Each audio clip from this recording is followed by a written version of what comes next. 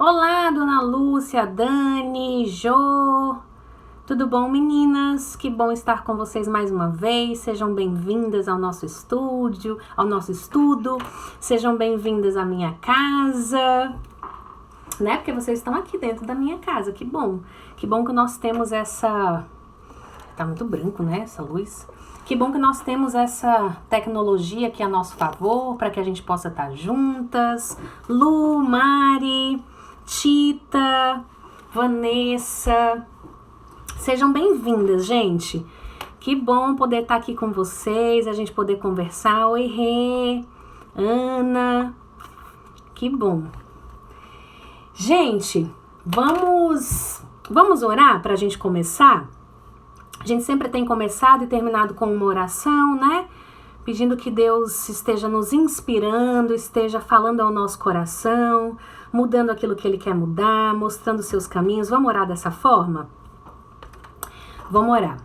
Deus, muito obrigada por mais essa oportunidade de estarmos juntas. Nós te agradecemos porque, como mulheres, a gente sabe do teu amor por nós, sabe que o Senhor nos fez de uma maneira especial, sabe que o Senhor nos valoriza, que o Senhor nos ama. E nós te agradecemos por sermos mulher, Deus, por estarmos aqui e termos dons especiais diante de Ti. Muito obrigada pelas nossas famílias, pelas pessoas que nós amamos, Deus. Nós te pedimos que o Senhor esteja trazendo consolo para a vida daqueles, Deus, que têm perdido pessoas amadas nesses dias que nós vivemos, essa calamidade, Deus, no nosso mundo.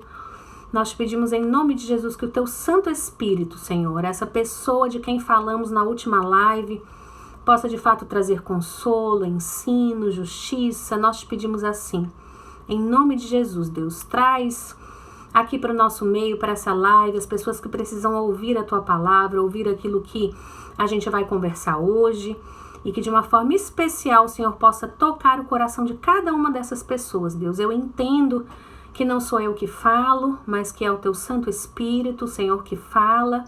E por isso eu te peço em nome de Jesus, Deus, que apesar de todas as minhas falhas, apesar das minhas imperfeições, apesar das minhas limitações intelectuais, que o Senhor possa falar ao coração, Senhor, de cada uma dessas pessoas que entrou nessa live e que precisa ouvir uma palavra tua. Em nome de Jesus, Deus. Amém. Amém, meninas? Vocês estão me ouvindo direitinho, não estão? Ana, Vivi, Marta, Aline, a Jaque. Que bom. Selminha. Vamos aí então, gente. Olha só. A gente tem estudado, então, né, para quem tá entrando aqui pela primeira vez, eu sempre falo isso, é esse livro aqui, ó, tá? Encontros com Jesus, do Timothy Keller, certo?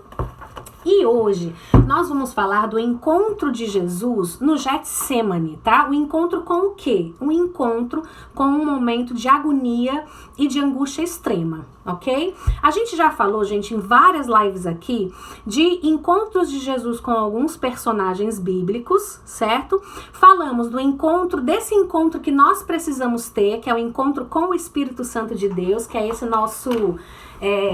como a gente colocou na live passada, é esse nosso consultor, né, que está à nossa disposição 24 horas por dia e de graça para nos ensinar os caminhos, para nos ensinar o que nós precisamos fazer, aquilo que nós precisamos seguir. A gente não precisa seguir o nosso próprio entendimento. Então esse Santo Espírito é essa pessoa que mora dentro de mim, de você, né, porque a Bíblia diz que nós somos santuários do Espírito Santo, e é ele que fala ao nosso coração.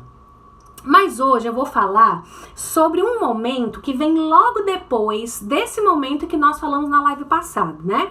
Nós falamos na live passada sobre todo esse discurso de Jesus no momento da Santa Ceia, né? Onde tem o lava-pés e é onde ele fala muito desse Espírito Santo que virá. Que ele precisava ir embora para que o Espírito Santo viesse, né? Nós vimos que só o Espírito Santo mesmo... para dar um jeito na vida daqueles discípulos, porque eu, se fosse Jesus, ia olhar para a vida deles e ia dizer, meu Deus, me lasquei, tô indo embora, né, e tô deixando aqui na terra essas pessoas, né, aqui maravilhosas, que estão aqui, como é que eu vou deixar a missão de Deus aqui na terra na mão desses discípulos, né, a gente viu isso na semana passada. E a gente se coloca no lugar dessas pessoas, né, desses discípulos também, falando, meu Deus, como é que Deus deixa o reino dele na minha mão, para que eu seja sal do mundo e luz, né? Enfim.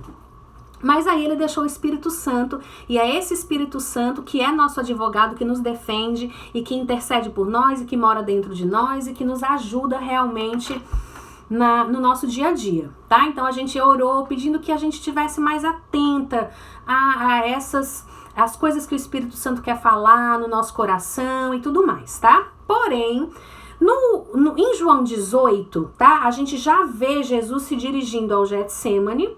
Ele vai com os discípulos, mas tem uma hora que ele vai para um lugar um pouquinho mais afastado e ele leva com ele 3 discípulos. É sobre isso que a gente vai falar hoje. E nós vamos ler não o Evangelho de João, porque o Evangelho de Mateus, ele fala um pouquinho melhor desse momento, ele conta alguns detalhes, tá? Então, por isso eu escolhi a gente ler esse momento não nos outros evangelhos, mas no Evangelho de Mateus, certo? No Evangelho de Mateus, capítulo 26, versículos de 36 a 38, tá bom? Vamos lá, eu quero que vocês prestem atenção em tudo isso que Jesus sente, em tudo isso que ele passa enquanto ele está no Getsemane, a ponto de ser traído, os guardas chegarem e o prenderem.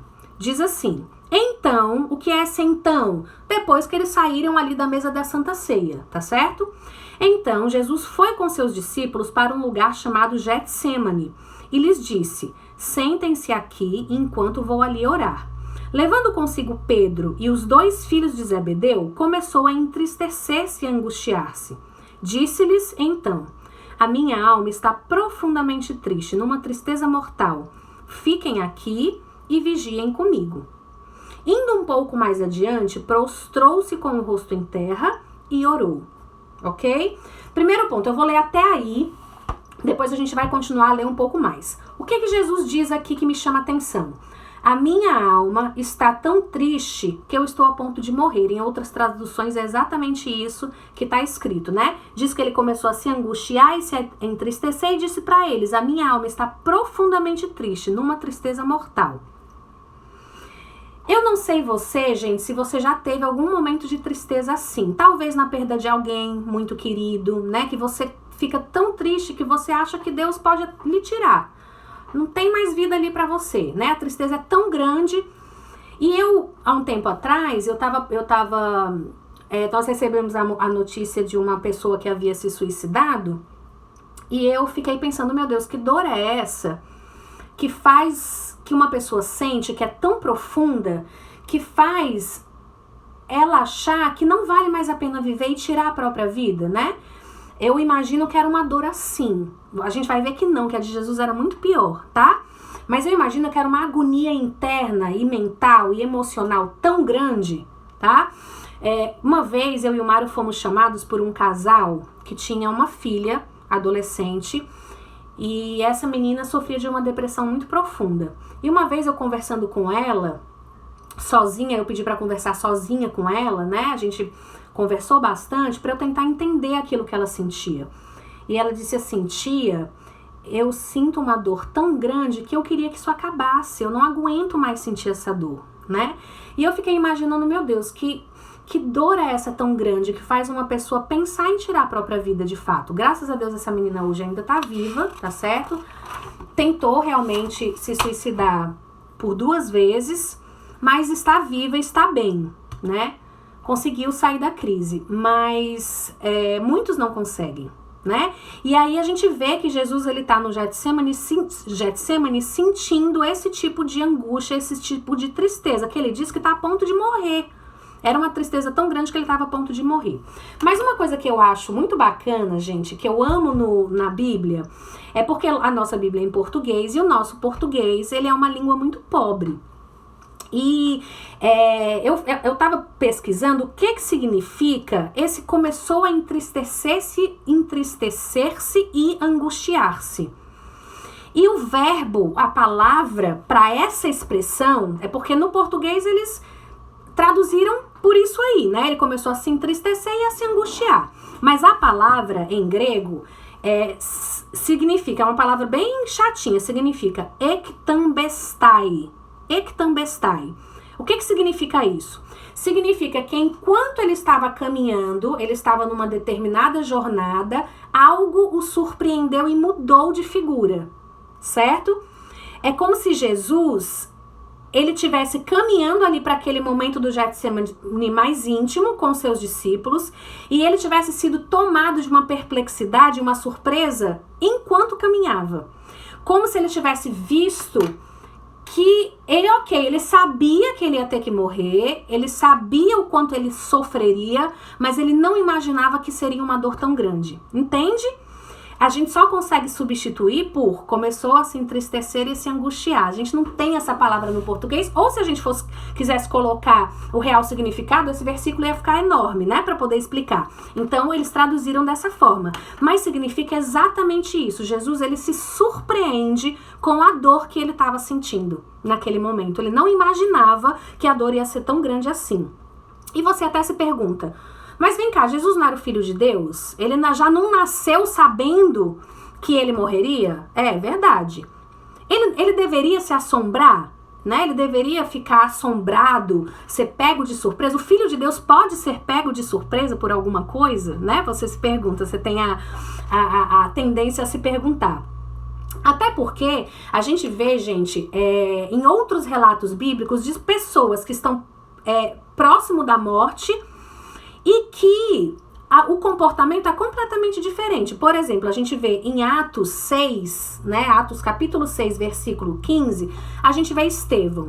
Estevão era um discípulo fiel e ele é apedrejado. Diz inclusive que as roupas dele são colocadas aos pés de Saulo, que depois se transforma em Paulo, e que Paulo consentiu na morte dele, disse pode apedrejar, porque Paulo nessa época, né, antes Saulo, ele era um perseguidor da igreja. E diz que Estevão, ele é apedrejado e quando as pessoas olham para ele, o rosto dele parecia como de um anjo. Enquanto ele morria, enquanto ele sangrava ali e era apedrejado, né? Diz em Atos 7:60 que ele orou pela absolvição daqueles que estavam o apedrejando. Como Jesus depois ora na cruz, né? Senhor, perdoa porque não sabem o que fazem. Estevão fez a mesma oração. Então você pensa assim, poxa, um cristão, né, que tá ali na beira da morte, sendo apedrejado e consegue olhar para o céu e diz que ele viu o Filho de Deus e por isso o rosto dele parecia como de um anjo, você pensa assim, poxa, essa pessoa tá morrendo ali dignamente, ela sabe por que ela tá morrendo, né? Ou seja, a morte para ela é só uma passagem realmente, aquilo não causa nela nenhum tipo de tristeza. Você vê, por exemplo, Pedro, que morreu de cabeça para baixo. Isso não está na Bíblia, mas a história nos conta, se vocês forem pesquisar, tem um pesquisador, um historiador cristão do primeiro século, que é o Flávio Joséfos, e ele escreve sobre isso. Ele fala que Pedro pediu para morrer de cabeça para baixo porque ele não se achava digno de morrer na cruz como Jesus morreu. Então ele diz, não, me crucifiquem, mas me crucifiquem de cabeça para baixo porque eu não sou digno de morrer como Jesus, né?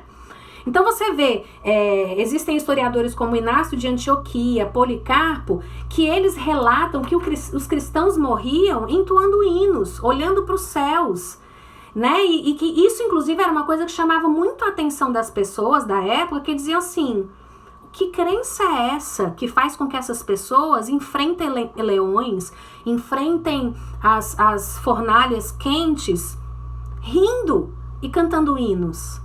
Então, você se pergunta, por que na morte de Jesus, ele, pelo contrário, ele sente uma tristeza profunda a ponto de morrer, né? Uma angústia tão grande, ele é surpreendido por essa dor a ponto, porque você pensa assim, não, Jesus era para ele ter ido, né, para a cruz cantando hino, saltando, porque enfim estava felizaço lá porque sabia dos seus propósitos. Mas não é isso que a gente vê. A gente vê que ele se entristece muito.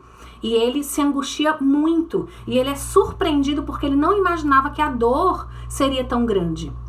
E aí, gente, eu acho muito legal porque no livro, tá? No livro que a gente vem seguindo, ele continua a leitura de Mateus 26, de 39 a 44. E olha só. Indo um pouco mais adiante, prostrou-se com o rosto em terra e orou, meu pai, se for possível, afasta de mim este cálice, contudo não seja como eu quero, mas sim como tu queres. Eu quero aqui chamar a atenção para essa história do cálice, né? O que é esse cálice, gente? O cálice na antiguidade, ele era como se fosse a cadeira elétrica. Por exemplo, Sócrates. Sócrates morreu tomando um cálice de veneno, tá? Então, o cálice, ele era uma forma de morte instituída só para aqueles que se sabiam que seriam julgados e executados, certo? Então, Jesus, quando ele diz para o Pai, afasta de mim esse cálice, o que ele está dizendo é, eu sei que eu vou ser julgado, eu sei que eu vou ser executado, eu sei que eu vou ser morto, mas se você puder fazer isso por mim, Deus, afasta de mim. Eu não quero sofrer isso que eu estou sofrendo agora. Entendem? Jesus sabia exatamente pelo que ele ia passar. Mas ali, ele está bebendo o cálice da ira de Deus. O que é o cálice da ira de Deus? Lá em Ezequiel 23, diz que ele beberia, esse cordeiro que viria, beberia o cálice do pavor e da assolação de Deus. Em Isaías 51, 17, uma outra profecia diz, ele beberá o cálice da ira, a taça do atordoamento. É o cálice da ira de Deus. Todos os nossos pecados, tudo aquilo que a gente fez de errado, o mundo inteiro, a nação inteira, a humanidade inteira, é como se Deus pegasse aquilo e dissesse, o meu filho, ele vai beber o cálice da minha ira. Eu vou colocar sobre ele toda essa minha ira, e esse cálice ele vai ter que beber, entendem? Então Jesus sabia exatamente o que ele ia passar, o que ele ia enfrentar. Ele sabe que ele vai enfrentar tortura física, ele sabe que ele vai enfrentar tortura mental, ele sabe que ele vai enfrentar a morte, mas acima de tudo, ele naquele momento, ele começou a sentir um gostinho do que seria enfrentar a ira de Deus contra o pecado da humanidade. Embora a gente saiba que essa ira é derramada sobre ele de fato durante a crucificação. Eu já até escrevi sobre isso no meu Instagram, se vocês depois quiserem olhar. Mas é aquele momento em que a Bíblia conta que Jesus está crucificado e do meio-dia às 3 da tarde houve trevas sobre a face da terra.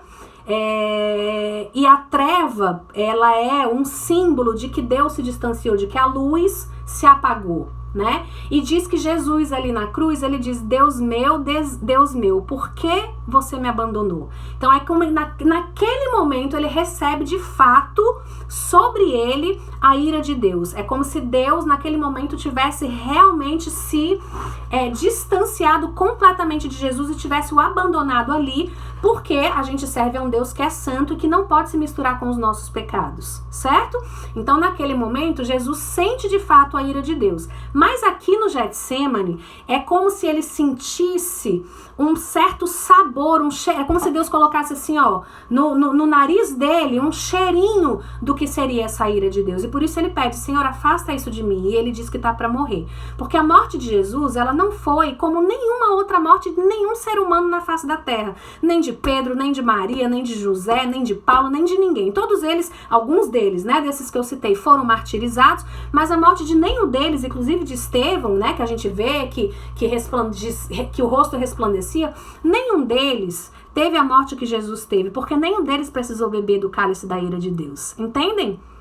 Eu acho isso, assim, quando a gente se coloca diante disso e vê que Deus fez isso por mim, por você, isso é muito precioso. Isso pelo menos acalenta demais o meu coração.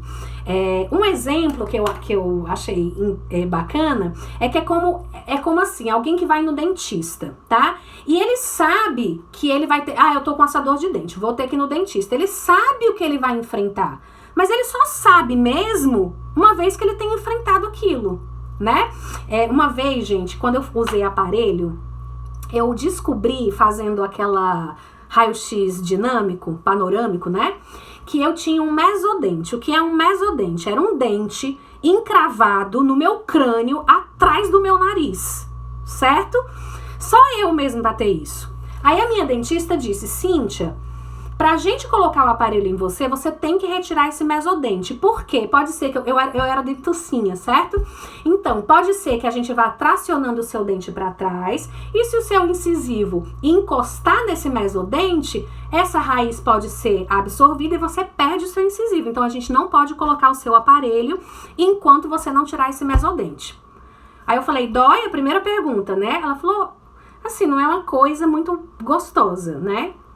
Enfim, aí eu fui atrás de quem seria o cirurgião e tudo, e fui atrás de tirar esse tal mesodente. Gente, eu já tinha tido os meus 2 filhos de parto natural, normal, e eu posso lhe garantir que a dor que eu senti para retirar esse tal desse mesodente foi pior do que os meus 2 partos, certo? Ele rasgou de ponta a ponta o meu céu da boca, abriu o meu céu da boca e eu sentia, ó, a martelada que ele dava para poder tirar o meu dente do crânio, porque o meu dente estava anastomosado no meu crânio, tá certo? Só para vocês terem uma ideia. Então, é mais ou menos assim. Se eu tivesse como saber que a dor seria desse jeito, eu provavelmente digo, esse dente vai ficar aí, eu não uso mais aparelho, vou ficar dentuça, vou morrer dentuça e não vou mais usar esse aparelho. Entende? Só que com Jesus não foi assim. Então, Jesus, é como se naquele momento Deus estivesse mostrando para ele que dor era essa que ele ia sentir. Certo? E aí, a gente vê aqui que ele está sentindo a perda desse amor de Deus. O que era essa dor? Era a dor de não ter mais comunhão com o Pai. Quando a gente vive um relacionamento, gente, quanto mais profundo for esse relacionamento, quanto mais duradouro, quanto mais longo esse relacionamento, quanto mais íntimo esse relacionamento for, mais doloroso vai ser quando você tiver que... se por algum motivo você tiver que abandonar esse relacionamento. Então Jesus aqui, ele tá sentindo a maior dor da perda desse relacionamento que ele tem com o Pai, que nem se compara com o relacionamento que eu tenho com meu marido, com os meus filhos, com os meus amigos. Não se compara o relacionamento de Jesus com Deus. E nesse momento ele tá vendo o que ele vai ter que enfrentar. Ele vai ter que enfrentar o distanciamento total desse relacionamento, a quebra desse relacionamento. E ali no Getsemane, ele está sendo colocado diante só de um gostinho do que isso seria, certo? A gente vai ver em Lucas, eu não vou ler aqui para vocês, senão vai ficar muito longo, mas a gente vai ver em Lucas que ele suou gotas de sangue. Uma vez eu gosto de contar as histórias pra gente lembrar. Eu tive uma amiga que enfrentou uma situação muito, muito difícil. Não vou dizer qual é a situação, tá? Mas, assim, não vou contar detalhes.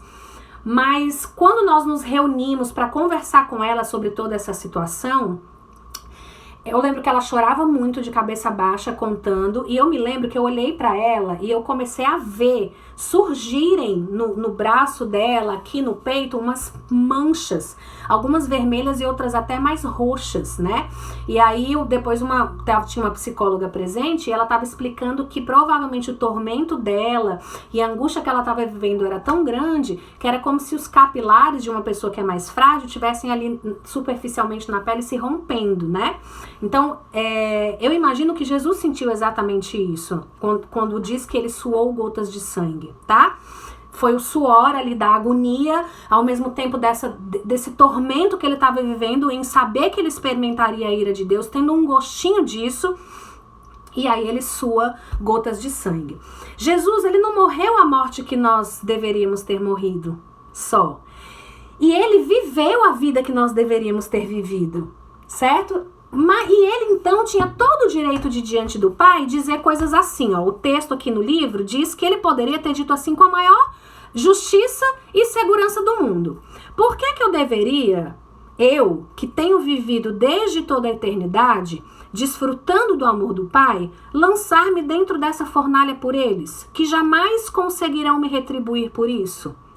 Por que deveria me entregar para ser assim esmagado pelo peso da ira divina por causa dos que não me têm nenhum amor e são meus inimigos? Eles não merecem nenhuma união comigo, nunca mereceram e nunca farão nada para se tornar aceitáveis a mim.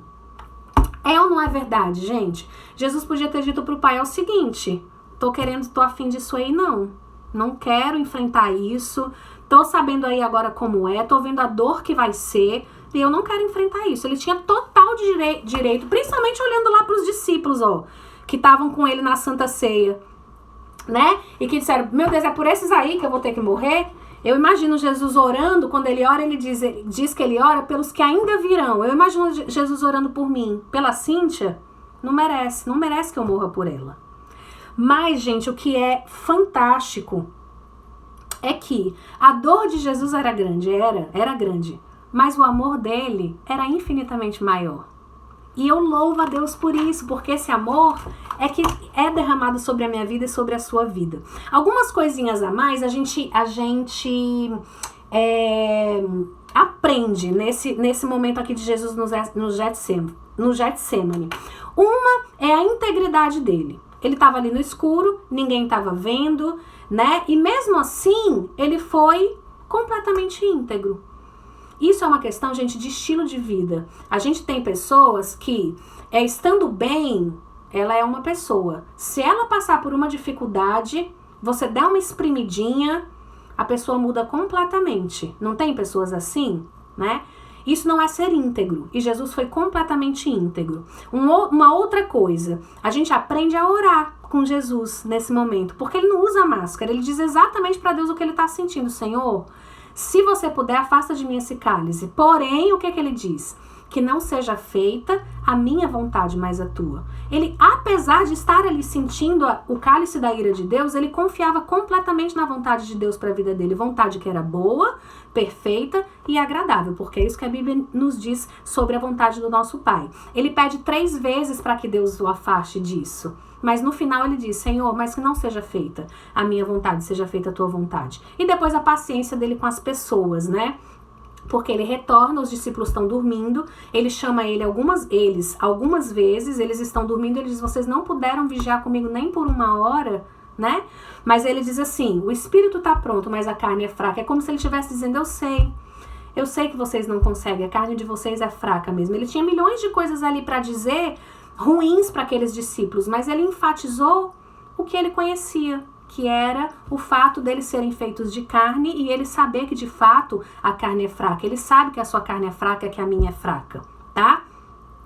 Em João 13:1 diz, é um dos versículos que eu amo também na Bíblia, diz que Jesus, tendo amado os seus que estavam no mundo, amou-os até o fim. Jesus não tinha uma ideia abstrata e idealizada de quem nós somos. A Bíblia diz que ele nos amou enquanto nós estávamos no mundo. Jesus nos ama enquanto somos pecadores e sabendo de todas as nossas imperfeições, mas diz que mesmo assim ele nos amou até o fim. Eu acho isso lindo, gente. E aí, a gente se compara com Jesus e tem que ser igual a ele? Claro, a gente almeja isso, mas ao mesmo tempo é muito frustrante. E muitas vezes pode ser que a gente não consegue. Então, a gente não deve olhar para quem nós somos em nós. Nós devemos olhar para quem nós podemos ser nele. Eu achei isso fantástico também.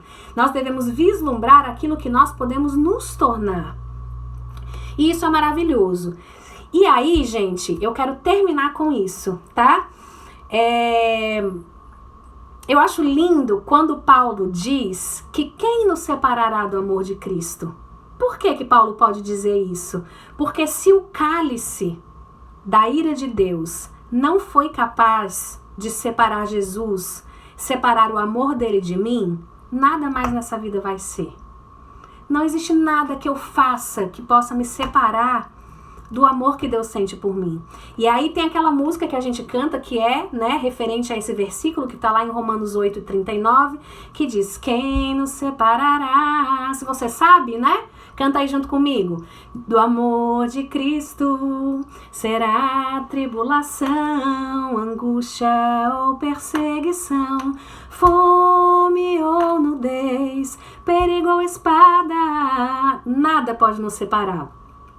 Pois eu estou bem certo de que nem morte, nem vida, nem anjos, nem principados, nem coisas do presente, nem do porvir, nem poderes, nem altura, nem profundidade, nem qualquer outra criatura poderá nos separar do amor de Deus que está em Jesus Cristo, nosso Senhor, que está em Jesus Cristo.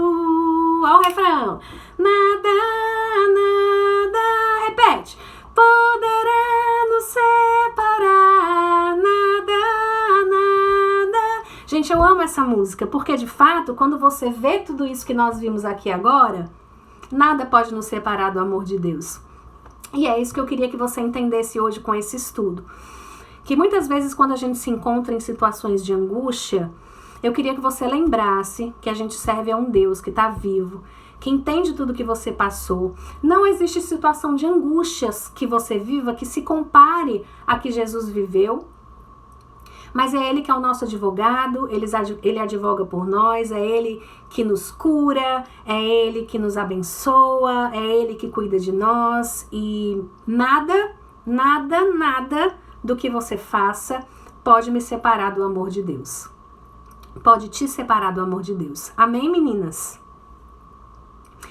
Então, que o Espírito Santo de Deus nos fortaleça, que o Espírito Santo de Deus nessa noite, meninas, nos alegre na grandeza desse amor, nos alegre porque não existe amor de namorado, de marido, de filho, nada, não existe amor que se compare ao amor que Deus tem por mim e por você, e Ele tem nos suprido, e Ele tem provido, e Ele tem nos consolado, e Ele tem nos feito viver um dia de cada vez.